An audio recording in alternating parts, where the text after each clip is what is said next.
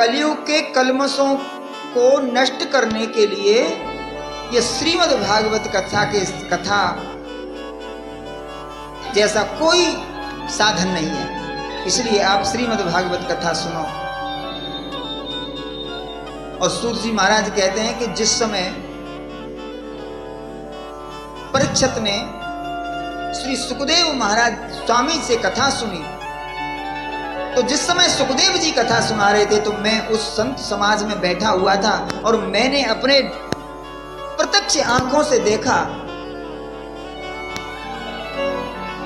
सुखदेव जी कथा सुना रहे थे।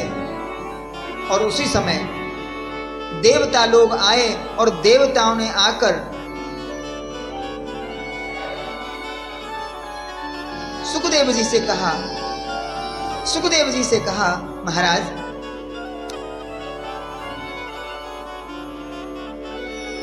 हम ये अमृत कलश लेके आए हैं और हम ये अमृत परीक्षित महाराज को पिला देना चाहते हैं। तो सुखदेव जी ने पूछा, आखिर तुम्हारे मन में ऐसी दया कैसे आ गई कि तुम अमृत कलश लेके आए स्वर्ग से और वो अमृत परीक्षित को देना चाहते हैं? बोले बस ऐसे ही कि महाराज बड़े अच्छे राजा हैं, इसलिए हम ये अमृत पिला के और इनको अमर कर देंगे ताकि तक्षक जब डसेगा तो इनकी मृत्यु न हो। श्री सुखदेव बोले इसमें कोई न कोई तो स्वार्थ तुम्हारा होगा। आखिर तुम्हें इसके बदले में क्या चाहिए? बोले हमें कुछ नहीं चाहिए। बोले कुछ तो चाहिए। बोले हमें कथामृत चाहिए। अच्छा, तो सुखदेव जी ने मजाक उड़ाया, उनका हंसी उड़ाई। कौ सुधा कौ कथा कौ काच कौ मणिर महान, कहां स्वर्ग का तुच्छ अमृत और कहां ये कथा अमृत। क्या कथा अमृत की बराबरी स्वर्ग का अमृत करेगा? और उनका मजाक उड़ा के भेज दिया और परीक्षित का उद्धार हुआ। विमान आया, विमान में बैठ के परीक्षित गए और ब्रह्मा जी ने ये दृश्य देखा तो ब्रह्मा जी ने भी मंथन किया और मंथन करके ब्रह्मा जी ने भी यही घोषणा करी कि संसार के जितने भी मुक्ति प्राप्त करने के साधन हैं उन सभी साधनों से श्रीमद् भागवत कथा का साधन, साप्ताहिक श्रवण का जो साधन है वो सबसे बड़ा साधन है। इससे बड़ा कोई साधन नहीं। एक बार श्री देवर्षि नारद की भेंट बद्रिका आश्रम में सनत कुमारों से हुई और देवर्षि नारद बड़े उदास थे और उदास देखकर सनत कुमारों ने देवर्षि नारद से कहा, कथम ब्रह्मा दीन मुख कुतश्चिंता त्वरो भवान त्वरितम गम्यते पुत्र कुतश्चिंता तुरु भवान। हे भगवान, हे नारद, आप उदास क्यों हैं? और संत यदि उदास हो जाए, संत अगर चिंतित हो जाए तो ये राष्ट्र के लिए कोई शुभदायक नहीं है। ये अशुभ है कि संत उदास हो जाए। आपकी उदासी का कारण क्या है? तो देवर्षि नारद ने कहा, भगवान, अहम तो पृथ्वी यातो ज्ञात्वा सर्वोत्तमा।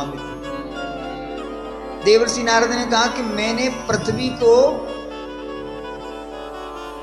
सबसे शुभ स्थान माना, सबसे सुंदर स्थान है पृथ्वी, क्योंकि आप भगवान भी समय समय पर अवतार लेने के लिए लालायित रहते। तो ये पृथ्वी तो बड़ी पवित्र है, तो मैं पृथ्वी का भ्रमण करने के लिए आया और मैंने भ्रमण किया। पुष्कर, प्रयाग, काशी, गोदावरी, हरि क्षेत्र, रंगम सब जगह घूमा, लेकिन मुझे कहीं शांति नहीं मिली। सभी दुखी थे, सभी परेशान थे, कलयुग का प्रभाव था। ऐसा नहीं कि सामान्य लोग दुखी थे। मैं आश्रमों में भी गया तो आश्रमों भी कलह था, कलेश था। शिष्य गद्दी प्राप्त करने के लिए, आश्रम हड़पने के लिए गुरु कोई स्वर्ग भेज देता है, गुरु भाई को मार देता है उस आश्रम के लिए। ये क्या परंपरा है? ये कलयुग का प्रभाव है। अब जब आश्रमों में ये हालत है और पाखंड निरताः संतो वृत्ताः सपरिग्रह, सभी संत पाखंडी हो गए। पाखंडी, बैंक में 2-2.5 करोड़ रुपए पड़े और नाम के आगे उपाधि लिखते त्यागी जी महाराज, त्यागी जी, बैंक में पैसे। एक हमारे वृंदावन के एक विनोद में, कथावाचकों ने विनोद में ये बात कही। किसी ने पूछा, अरे भाई ये बच्चों का शोर शराबा कहां से आ रहा है? बोले ब्रह्मचारी जी के घर से। अब ब्रह्मचारी हैं लेकिन बच्चे उधम मचा रहे हैं घरों में। ये बिल्डिंग किसकी है? बोले त्यागी जी की है, त्यागी जी की बिल्डिंग। ये शोर शराबा इधर कहां से आ रहा है? बोले मौनी जी के यहां से। वैसे मौनी जी हैं, वैसे खूब। तो ये पाखंड निरताः संता, पाखंड में रत हो गए। इतना ही नहीं, और ये तो आश्रमों की बात रही। अब गृहस्थियों की बात करें तो देखा, तरुणी प्रभुता गेह, श्यालको बुद्धिदायक। घर में पत्नी का आधिपत्य चलता है, पत्नी का राज है। अब माता पिता को कोई पूछता नहीं, सलाह भी लेनी है तो पत्नी से। ड्यूटी जाऊं? बोले जाओ। आज छुट्टी कर लूं? बोले कर लो। माता पिता से कोई लेना देना। माता पिता को यही पता नहीं कि ड्यूटी जाना है आज कि नहीं जाना। अच्छा, पत्नी कोई बड़ा काम हो घर में और सलाह लेनी हो तो भी माता पिता से, जीजा से, फूफा से नहीं। किससे? बोले श्याल को बुद्धिदायक। फिर साले साहब आते हैं, साले साहब आते हैं तो साले साहब सलाह देते। अच्छा, सूत जी कहते हैं, देवर्षि नारद कह रहे हैं कि पत्नी की बात भी पति माने तो अच्छी बात है, कोई बात नहीं, कोई बुराई नहीं है। पत्नी का राज चले तो कोई बात नहीं। और साला भी अगर कोई अच्छा विद्वान हो, समझदार हो, तो उसकी सलाह लेने में कोई बुराई नहीं। साले की सलाह लेने में कोई बुराई थोड़ी ही है। परंतु पत्नी के राज्य में और साले की सलाह लेने के बाद भी वो करता क्या है, उसकी करामात सुनो। कन्या विक्रयणे लोभात् दंपतीनां च कल्मषम्।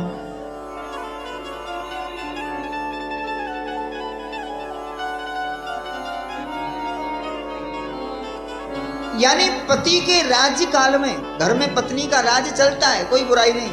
और साले की सलाह लेने के बाद भी पति ने क्या किया? कन्या विक्रयणो लोभा दंपत्ति नाम चक्कलमस। कन्या को कुछ पैसे के लालच में किसी अयोग्य वर के हाथ में पकड़ा दी। ये कलयुग का प्रभाव है।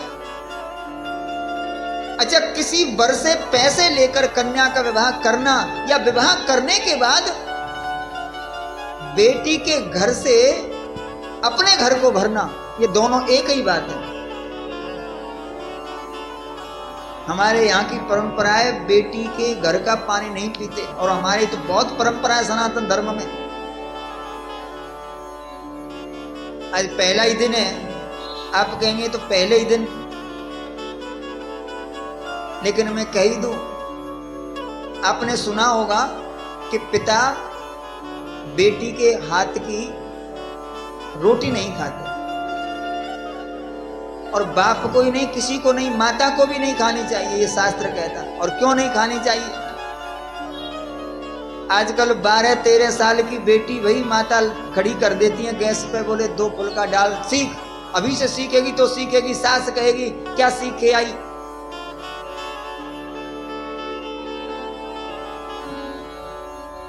हमारे शास्त्र का विधान है, जिस तरह बिना यज्ञोपवीत के वेद पढ़ने का अधिकारी नहीं होता पुरुष, ऐसे ही बिना यज्ञोपवीत के कन्या रसोई में प्रवेश करने का अधिकार नहीं।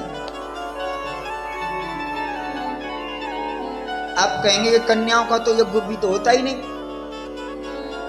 होता है, कन्याओं का भी होता है। कन्या का यज्ञोपवीत जिस दिन उसका पाणी ग्रहण होता है, विवाह होता है, किसी वर के साथ विवाह होता है, उसी समय उसका यज्ञोपवीत संस्कार हो जाता है। इसलिए जब तक कन्या का विवाह न हो, विवाह से पहले कन्या को रसोई के अंदर पैर भी रखना दोष है।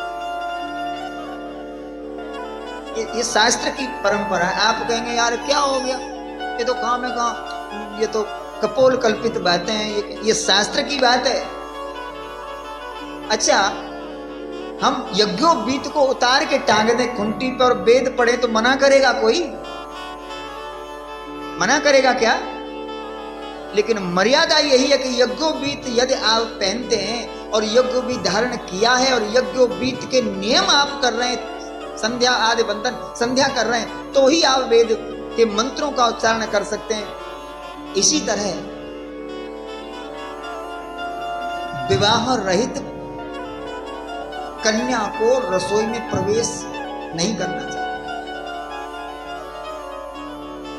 हाँ, रसोई दूषित हो जाती है उससे, क्योंकि वहां ठाकुर जी के लिए, क्योंकि रसोई बनाना भी एक वैदिक कार्य है, कोई छोटा कार्य नहीं है। ठाकुर जी के लिए भोग बनता है, हमारे लिए नहीं, ठाकुर जी के लिए भोग बनता है। इसलिए विवाह के बाद ही कन्या को आज्ञा है रसोई में जाने की। लेकिन माफ करना, पहले दिन आप कहेंगे पथवारी के हारे नगर कोट कहाँ जाएंगे, आज हमारे मुंह से निकल गई, माफ करना, आप जो करो सो करो, लेकिन मेरा कर्तव्य था जहां तक बचा जाए इन दोषों से बचो और अपने सनातन परंपरा में लौट के आओ। यही हमारा इस व्यास गद्दी से उद्देश्य होता है आपको समझाने का।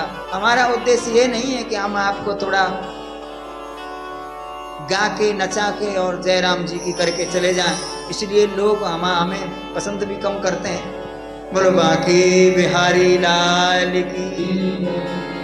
तो तरुणी प्रभुता के है श्याल को बुद्धिदायक, कन्या विक्रयणो लोभात् दंपति नाम च कलमसम।